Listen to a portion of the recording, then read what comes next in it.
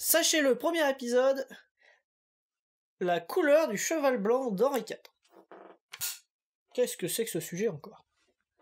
Et salut compagnie, j'espère que tout va bien dans vos chaumières. On se retrouve aujourd'hui pour un épisode de Sachez-le, la version courte des épisodes d'Allez savoir. Aujourd'hui, nous allons nous attarder sur la fameuse et célèbre blague « Quelle est la couleur du cheval blanc d'Henri IV ?» Bon, alors on va pas faire traîner l'épisode, en suspense, c'est comme le port-salut, c'est marqué dessus, la réponse est blanc, fin de l'épisode, merci à tous. Oh là là là là, et c'est la boule noire. C'est intriguant, mais la question demande la couleur, donc la réponse normalement c'est la couleur blanche. Eh ben non, toujours pas. Mais du coup, plus blanc que blanc, c'est quelle couleur? Et c'est le gris. Eh ben peut-être. Alors sachez-le, la réponse n'est ni blanc ni blanche, mais vous avez le choix entre gris, crème et rouge. Mais certaines explications parlent de noir. Ah, parce qu'on a le choix. Ça veut donc surtout dire qu'en fait il n'y a pas de réponse claire.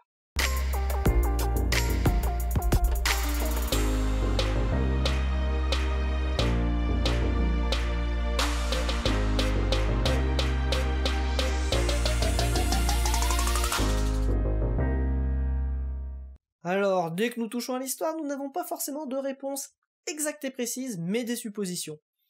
Dans notre cas, nous avons deux scénarios possibles, dont le premier parle bien évidemment de la couleur de la robe du cheval d'Henri IV, ça va de soi, et nous évoquions le noir juste avant le générique, c'est à cause de ce tableau de marin bourgeois, qui est entre autres le valet et le peintre d'Henri IV. D'ailleurs, pour être tout à fait précis, sur ce tableau, le cheval n'est pas noir, mais de couleur baie. Alors il faut savoir que les rois n'utilisaient pas tout le temps leur monture habituelle, il arrivait que les chevaux soient malades, se blessent, ou pour d'autres raisons, soient tout simplement au repos. Cependant, le cheval que nous avons vu sur le tableau de marin bourgeois n'est pas la monture principale d'Henri IV. Le roi utilisait un autre cheval prénommé Albe, et d'ailleurs Albe, en latin ça veut dire blanc, ça nous a donné des mots comme albâtre ou albinos.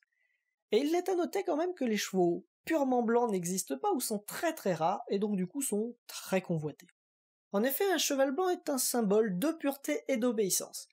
La couleur blanche a tout un symbolisme dans notre société qui tourne autour du bien, tandis que par opposition, le noir, ça tourne autour du mal. Il ne faut pas oublier que dans certaines sociétés, c'est totalement l'inverse. Par exemple, chez les Chinois, le blanc symbolise la mort. Alors, la plupart des chevaux que nous percevons comme étant blancs sont en fait gris clair. Comme je l'ai dit, les chevaux totalement blancs sont rares, voire inexistants. Rajoutez à cela le symbolisme autour du blanc que nous avons dans notre société. Forcément, quand un cheval est blanc ou quasiment blanc, c'est un être extraordinaire. D'ailleurs, dans beaucoup de mythes et légendes, les héros chevauchent quasiment tout le temps des chevaux blancs.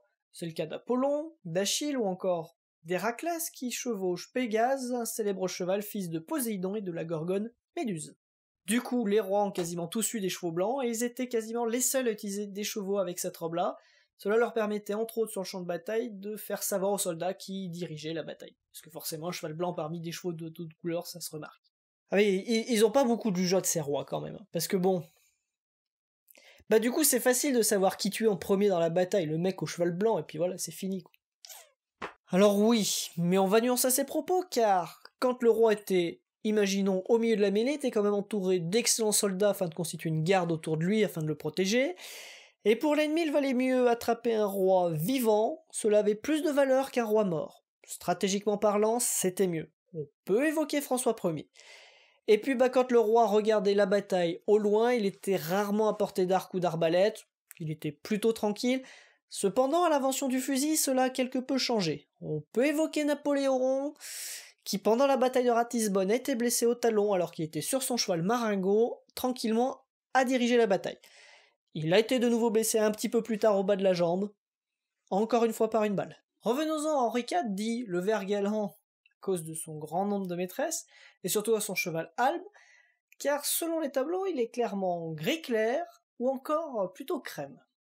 Oui, alors bon, ça reste du détail quand même. Peut-être, mais cela a son importance. Et maintenant, nous allons évoquer la deuxième hypothèse que nous parlions au début de l'épisode, et qui est selon nous la plus amusante, même si ce n'est pas forcément la réponse à notre question. Alors le roi Henri IV aurait été friand d'un bon petit vin rouge, un Saint-Émilion, près de Bordeaux, prénommé Cheval Blanc. Cependant, nous n'avons aucune source et surtout aucun écrit confirmant cette légende. Mais nous avons des écrits confirmant qu'Henri IV buvait du Jurançon. Le roi aurait jeté son dévolu sur ce petit vin produit entre Biarritz et Lourdes, et d'ailleurs aujourd'hui encore certains de ces vins portent des noms en référence à Henri IV. Légende ou pas, c'est une réponse, disons-le, élégante. Donc en fait, vous venez de nous présenter une réponse soi-disant élégante, mais elle est fort probablement fausse quand même. Oui, c'est un détail. Peut-être, mais cela a quand même son importance, hein. Du vin, servante!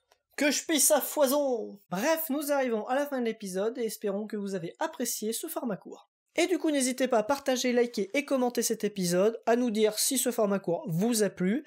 N'oubliez pas d'appuyer sur la petite cloche afin d'être notifié de nos prochaines vidéos. Et ben merci à tous, fin de tournage.